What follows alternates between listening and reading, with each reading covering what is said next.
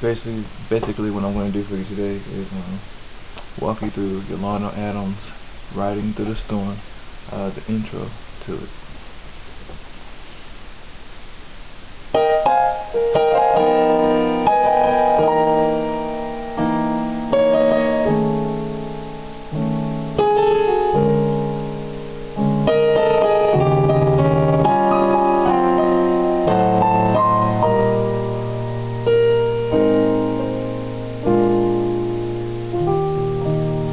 So that's the whole thing for the intro. You probably heard the song before, and what they use is they're using like jazz voicings, and as you can see, you probably can see it right here. I have the book right here. Yeah, you can see it. And what it's doing is, in the beginning, you're on the E flat chord in second inversion, just to try it, the major try it, and you're doing usually in church music or other music also. You'll see it going from, this song is also in E flat, and so E flat is the 1. You usually see it going from the 1 to 4 in church, like church stuff and stuff.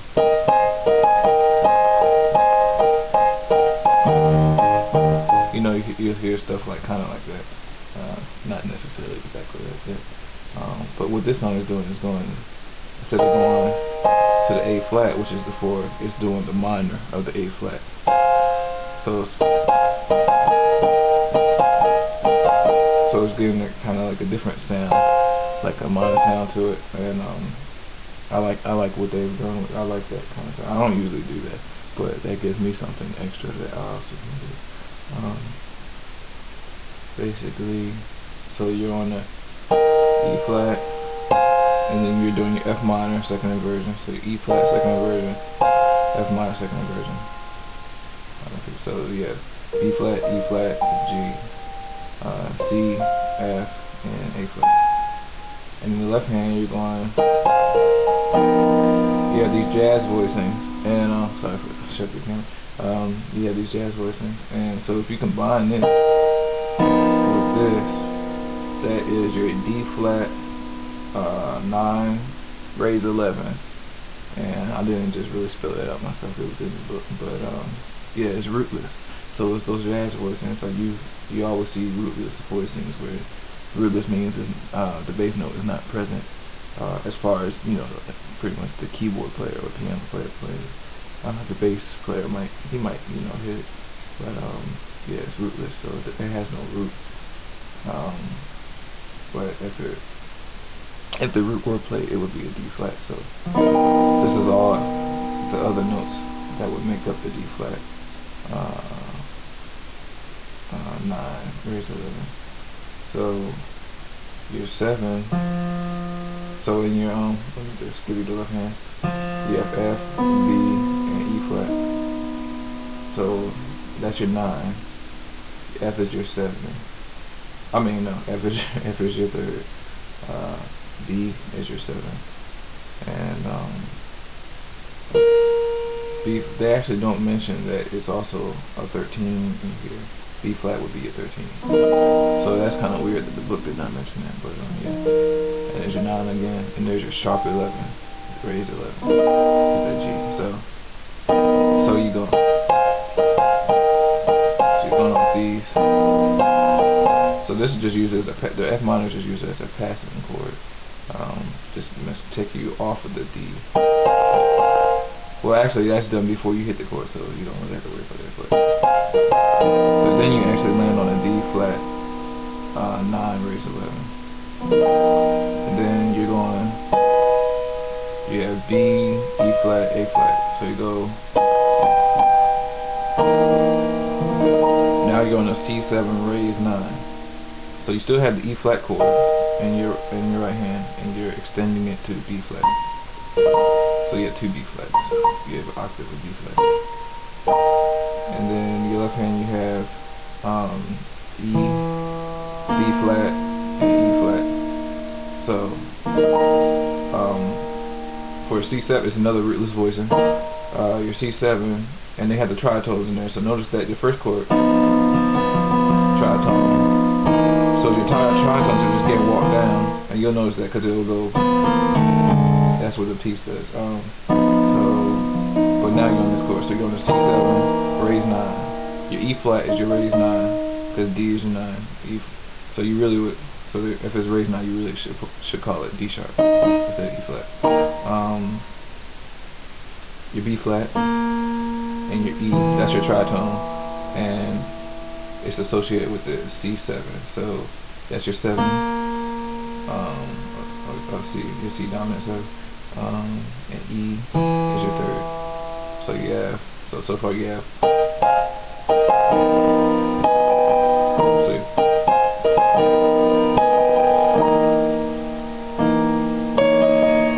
So they gotta give you like a feel thing going. So you're just hitting these D flat, E flat, and A flat. So, and now you're landing on an F7, F augmented 7. Because right here you have your augmented, and I would really say raise 9 too, since it ends on that note right there. But they actually don't call it a raise 9 also, but I would say it's if augmented 7 raise 9. Yeah, so you have your F, now you have your F tritone. So that's your 7 and 3rd. Tritones are usually based off the 7. And one way to do it is it's your 7 and 3rd of the chord. So that's your 7 of F, and that's your 3rd. So that's how we do it. And then they put the raise 5. So C would be your 5. There's raise 5. Raise meaning raise a half step. And the chord we were on, the note we were on was A flat or G sharp if you want to say it's the raise 9. So, and then just the little jazz thing. So that's twanging up to, not really twanging, but rolling. So it kind of, I'm not sure what the terminology for that, what they would call it, but this is on 16th notes in the book. A flat, A flat, then G flat or F sharp. And the book was actually wrong because they had it as, or something like that. I forget what they did, but it was just, I forget what they did. Let me see. It went,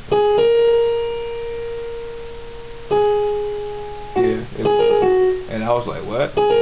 That's not even a jazz kind of sound. It doesn't give you that bend of. It doesn't give you that bend after you go. So I listened to the CD also and compared notes of the book.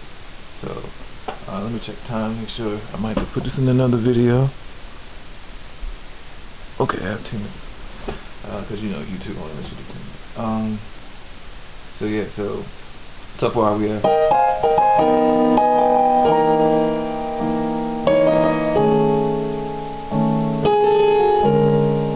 So this is your next one. You have D, A flat, and C sharp. This is going to be your. Let's see where we're at. This is the B7. Yeah, the B flat 7. Raise 9. Because you have this in there, but they don't call it a raise 9. Here they say B7. So, oh, actually I put that in there, so that's actually my fault. But it's really supposed to be,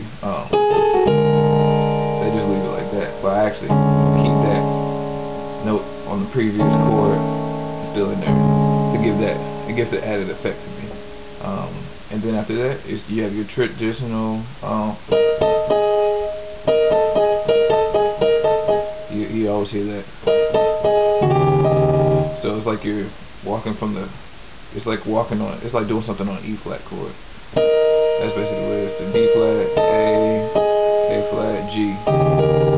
It's like E flat chord, E flat major, but walking it from the 5th and the root. You got the root right here at the 5th, and you're going down chromatically by half steps, and you're rolling that, swinging that. And in the left hand you have E and C sharp. It's really E and D flat you're supposed to say. And then you take it up right here, the E